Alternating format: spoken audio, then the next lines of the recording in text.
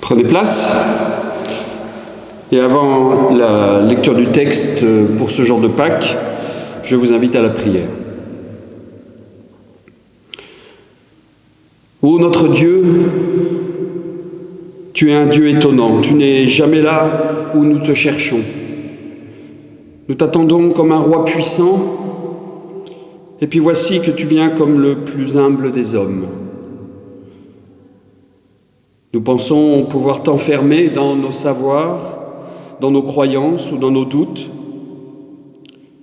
Et puis voici que tu es différent de l'image que nous avions de toi. Ô notre Dieu, tu es un Dieu étrange, car toujours tu viens par des chemins détournés. Et jamais sur toi on ne peut étendre notre main. Alors comment te reconnaître si toi-même tu n'ouvres pas notre cœur? Viens toi-même parler au cœur des Écritures par ton Saint-Esprit. Viens toi-même au plus profond de notre existence. Viens écrire les mots qui font vivre, qui nous font vivre. Viens rouler les pierres qui sont en nous et qui nous empêchent de te rencontrer. Amen. En ce jour de Pâques, j'ai choisi parmi les lectures du jour qui nous sont proposées le texte dans l'Évangile de Matthieu au chapitre 28, les versets 1 à 10. Après le sabbat, alors que le premier jour de la semaine allait commencer, Marie-Madeleine et l'autre Marie vinrent voir le sépulcre. Soudain, il y eut un grand tremblement de terre, car l'ange du Seigneur, descendu du ciel, vint rouler la pierre et s'asseoir dessus. Son aspect était comme l'éclair et son vêtement blanc comme la neige. Les gardes tremblèrent de peur et devinrent comme morts. Mais l'ange dit aux femmes, « Vous, n'ayez pas peur, car je sais que vous cherchez Jésus, le crucifié. Il n'est pas ici. En effet, il s'est réveillé, comme il l'avait dit. Venez, regardez le lieu où il gisait, et allez vite dire à ses disciples qu'il s'est réveillé d'entre les morts. Il vous précède en Galilée, c'est là que vous le verrez. Voilà, je vous l'ai dit. » Elles s'éloignèrent vite du tombeau, avec crainte et avec une grande joie, et elles coururent porter la bonne nouvelle aux disciples. Mais Jésus vint au-devant d'elles et leur dit « Bonjour !» Elles s'approchèrent et lui saisirent les pieds en se prosternant devant lui. Alors Jésus leur dit « N'ayez pas peur, allez dire à mes frères de se rendre en Galilée. C'est là qu'ils me verront. » Éternel, ta parole est vérité, sanctifie-nous par ta vérité. Amen.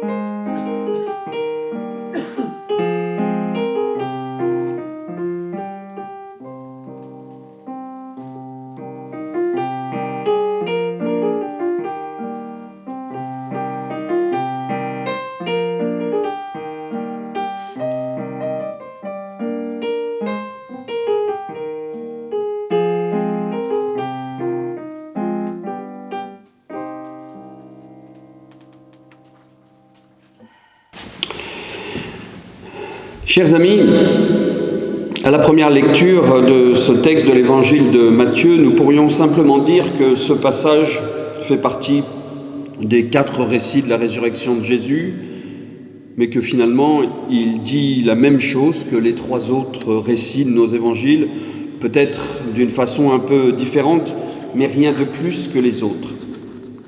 C'est l'histoire de femmes qui découvrent un tombeau vide et qui partent l'annoncer.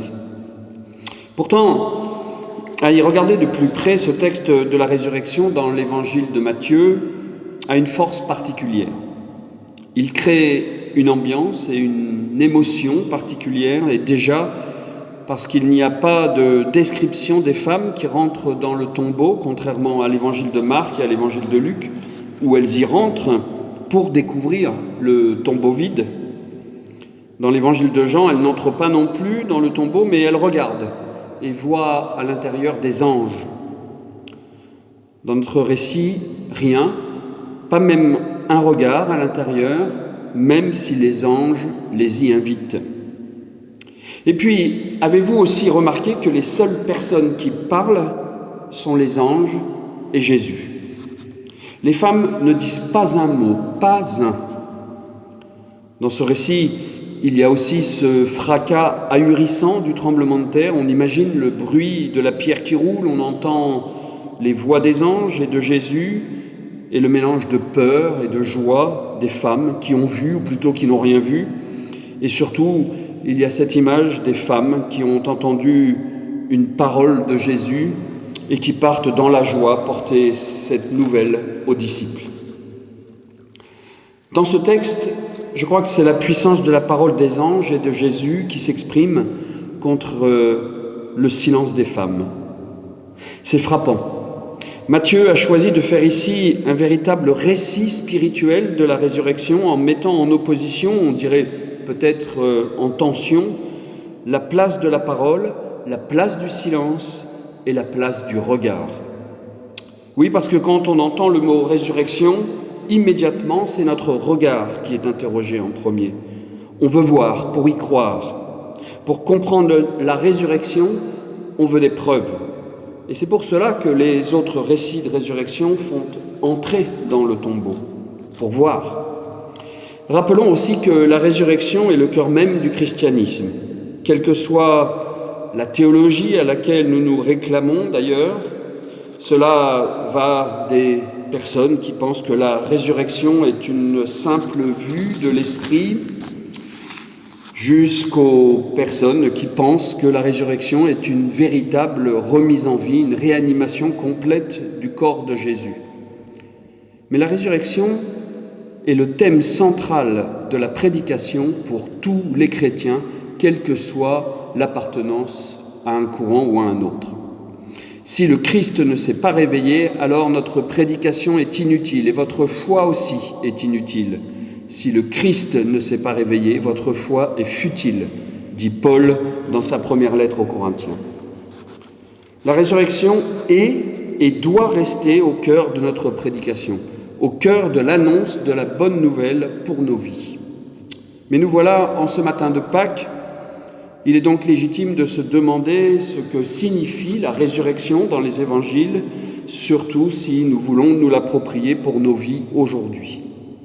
Qu'est-ce que ce petit passage nous dit de la résurrection? Est-ce une question qui concerne la preuve visuelle d'un tombeau vide, d'un corps remis en mouvement, ou est-ce la confiance que l'on met dans une parole reçue, dans un témoignage, dans une expérience vécue? C'est toute la question, je crois, qui se pose aussi à nous face à la résurrection et face à toute expérience spirituelle. Alors regardons de plus près ce récit. D'abord, ce récit est beau, il est prenant et il nous touche parce qu'il éveille en chacun de nous l'expérience de la mort, celle d'un proche, de celui ou celle que nous ne verrons plus au cours de notre vie terrestre et qui pourtant reste présent dans nos cœurs.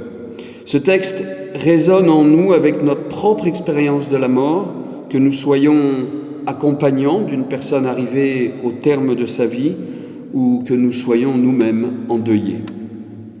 Et au-delà de la mort, cette expérience nous touche à travers toutes sortes de drames que nous pouvons traverser dans la vie, des drames qui viennent mettre devant nous une pierre inébranlable et qui nous empêche de traverser l'épreuve et qui nous bouche l'avenir.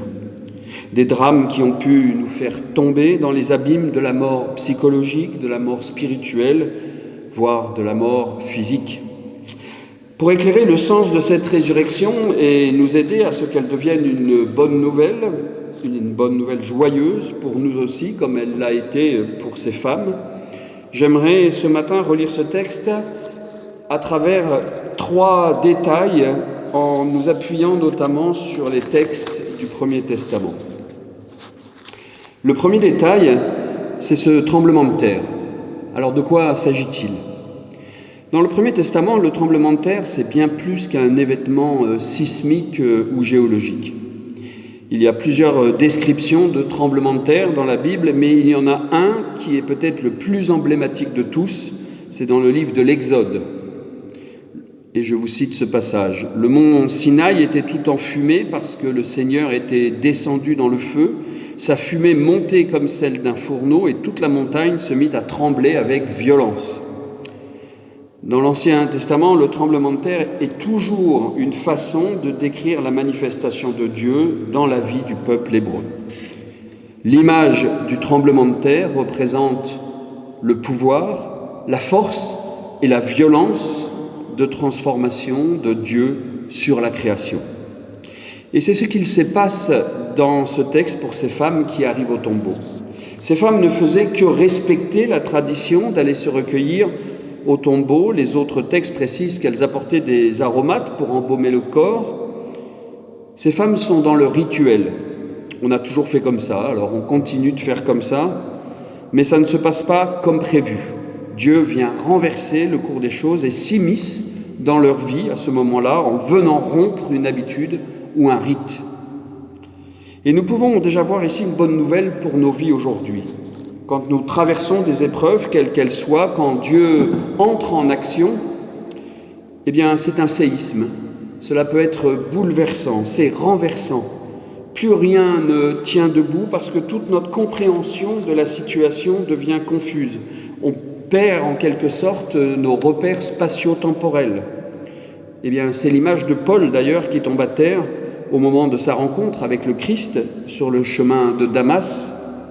Le texte, avec cette image du tremblement de terre, nous dit ici que si les femmes vivent une expérience spirituelle bouleversante en arrivant au tombeau, cela signifie aussi que pour nous, toute expérience passe par une rencontre avec Dieu. Toute expérience spirituelle passe par une rencontre avec Dieu. Le second détail qui a attiré mon attention dans ce texte, c'est la pierre à l'entrée du tombeau qui a été roulée. Alors, toujours dans l'Ancien Testament, il y a plusieurs mentions de pierres roulées, et notamment dans le livre de la Genèse, au chapitre 29, c'est l'histoire de Jacob qui part chez son oncle Laban. Il arrive auprès d'un puits qui est fermé par une pierre. Les bergers rassemblaient les troupeaux autour du puits, et quand tous les animaux étaient là, eh bien, on roulait la pierre pour que le troupeau puisse boire, et on refermait après leur passage. Probablement pour éviter que l'eau ne s'évapore, ou que le puits soit souillé, ou encore que des animaux tombent dedans. Dans l'histoire, c'est aussi auprès de ce puits que Jacob tombe amoureux de Rachel, qui deviendra son épouse plus tard, après de nombreuses péripéties. Mais vous entendez peut-être, à travers ce résumé rapide, qu'il y a des similitudes intéressantes avec notre récit. D'abord, il y a l'habitude. Il y a la routine, le rituel. On vient faire paître le troupeau au puits tous les jours. Et puis il y a l'inattendu. Jacob qui se retrouve au puits au même moment que Rachel. Un hasard, une rencontre qui vient bouleverser le cours de l'histoire. Un hasard, une rencontre inattendue qui ne peut être que de la main de Dieu. Mais il y a un obstacle dans cette histoire, c'est la pierre. Une pierre à rouler pour accéder à l'eau du puits. En roulant la pierre sur le puits, on enlève une barrière physique qui empêche d'accéder à une denrée vitale, on révèle ce qui était caché sous la pierre et ce qui permet d'accéder à la vie. L'allusion à cette pierre roulée par Dieu devant le tombeau est intéressante parce qu'elle transforme finalement un lieu de mort en un lieu non pas de vie, mais un lieu qui révèle la vie. Et là encore, c'est toute la puissance de ce récit évangélique d'être capable d'utiliser des images connues de tous, et notamment des auditeurs juifs, pour dire quelque chose. Rouler la pierre dans l'esprit des contemporains de Jésus, c'est révéler la vie. C'est accéder à une vie nouvelle, c'est accéder à une denrée vitale qui fait vivre la parole de Dieu. Il y a un dernier détail sur lequel j'aimerais m'attarder, c'est celui où les femmes viennent se saisir des pieds de Jésus. Le texte dit « Elles s'approchèrent et lui saisirent les pieds en se prosternant devant lui ». Et là aussi, nous pourrions nous dire qu'elles viennent se prosterner devant leur maître par respect, qu'elles touchent les pieds par respect. Dans la tradition, c'était saisir les pieds de quelqu'un, c'était se placer entièrement sous sa dépendance avec respect, et c'était un signe de soumission. On trouve plusieurs exemples d'ailleurs dans l'Ancien Testament encore. Par exemple, dans le second livre des Rois, la femme sunamite saisit les pieds d'Élisée pour exprimer sa détresse extrême. Dans le livre de Samuel, Abigaïl se jette aux pieds de David pour implorer ce pardon et pour reconnaître son autorité. Nous pourrions donc déjà en déduire que les femmes saisissent les pieds de Jésus pour se soumettre à lui, en quelque sorte, en reconnaissant son autorité sur leur vie. En saisissant les pieds de Jésus, elles s'accrochent humblement à lui, en reconnaissant qu'il a pouvoir sur toute leur vie. Mais il y a un autre aspect dans la tradition juive que l'on connaît à travers le livre de Ruth, quand elle découvre les pieds de Bose au milieu de la nuit. Les commentaires disent qu'elle rentre à ce moment-là dans l'intimité de Bose et qu'elle rentre dans une démarche conjugale. Et c'est intéressant comme lecture pour notre texte parce que les femmes, en se saisissant des pieds de Jésus, cela signifie qu'elles font rentrer Jésus pleinement dans leur vie, comme pourrait le faire un époux et une épouse, par exemple. Et ce n'est pas simplement une soumission à un maître, c'est une union charnelle en quelque sorte. Et à ce moment-là, les femmes sont pleinement habitées par l'Évangile, par Jésus lui-même. Jésus et les femmes ne font plus qu'un, et ce n'est pas une relation superficielle, ce n'est plus une belle idée intellectuelle, mais Jésus devient lui-même l'élément vital pour leur vie. Et là, tout s'éclaire, tout devient limpide, comme l'eau de source. Dans l'évangile de Jean, Jésus est justement auprès du puits de Jacob, et Jésus dit « Celui qui boira de l'eau que moi je lui donnerai, celui-là n'aura jamais soif. L'eau que je lui donnerai deviendra en lui une source d'eau qui jaillira pour la vie éternelle. » En sortant de ce tombeau, Jésus devient donc cette eau qui donne la vie éternelle, dont lui-même parlait dans ses enseignements. Ce tombeau, ce lieu de mort, devient par la puissance de Dieu un lieu d'où surgit la vie. Ce lieu devient un puits de vie. Pour notre vie d'aujourd'hui, pour ce jour de Pâques, ces images, ces références bibliques nous ouvrent à une nouvelle compréhension de la résurrection. Elle nous aide à comprendre que nous devons chercher le sens de la résurrection, non pas dans un événement surnaturel qui dépasserait toute loi physique, mais dans l'écoute d'une parole que l'on boit comme de l'eau vive et qui nous promet une vie nouvelle si on laisse surgir Dieu dans nos vies et qui fera rouler la pierre de nos tombeaux pour en faire surgir la vie véritable. Alors au matin de Pâques, le récit de la résurrection dans l'évangile de Matthieu ne nous invite pas à voir, mais il nous invite à écouter.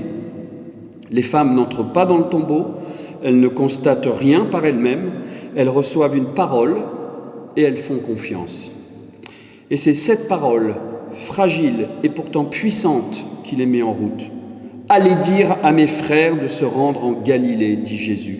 Ces femmes deviennent les premières envoyées, les premières apôtres à partir annoncer la bonne nouvelle sur la base d'une confiance dans une parole. Et peut-être est-ce là pour nous aujourd'hui le cœur du sens de la résurrection. La foi ne dépend pas d'une preuve visuelle, mais d'une confiance dans une parole reçue. Une parole qui vient bouleverser nos certitudes et qui fait trembler nos sécurités et qui fait rouler les pierres qui ferment nos existences. Car nos vies connaissent aussi des tombeaux, la peur, les deuils, les échecs, les enfermements intérieurs. Être accompagnant d'une personne malade ou en fin de vie peut aussi devenir un tombeau, et pourtant, au cœur même de ces lieux de mort, une voix continue de nous dire « N'ayez pas peur, il est vivant ». Alors croire à la résurrection, ce n'est pas nier la réalité de la mort, c'est oser entendre au cœur de nos vies malmenées une parole qui relève, qui libère et qui fait jaillir en nous une vie nouvelle. C'est une parole qui transforme les lieux de mort en puits de vie.